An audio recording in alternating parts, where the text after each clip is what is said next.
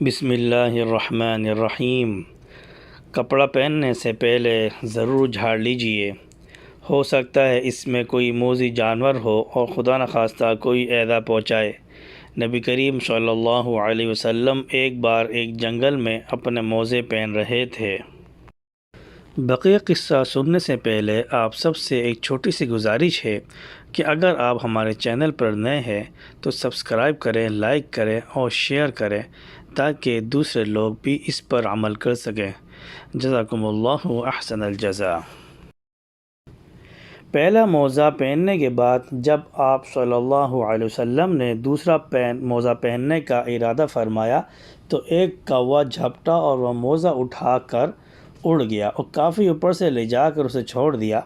موزہ جب اونچائی سے نیچے گرا تو گرنے کی چوٹ سے اس میں سے ایک سانپ دور جا پڑا۔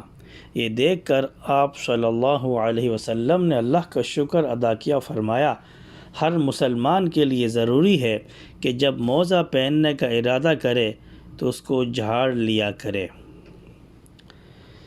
دیکھیے دوستو، یہ بہت اچھی اور زبردست بات ہے کہ ہر مسلمان کو چاہیے کہ چاہے وہ کپڑے پہن رہے ہوں، جوتے پہن رہے ہوں، موزہ پہن رہے ہوں یا بستر پر جانے لگے تو ہر چیز کو استعمال کرنے سے پہلے اس کو جھاڑ لیں، اس کو صاف کر لیں تاکہ کوئی ایسی چیز نہ ہو جس کی وجہ سے آپ کو تکلیف پہنچے۔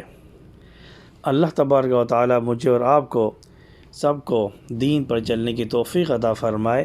وآخر دعوانا ان الحمد للہ رب العالمین۔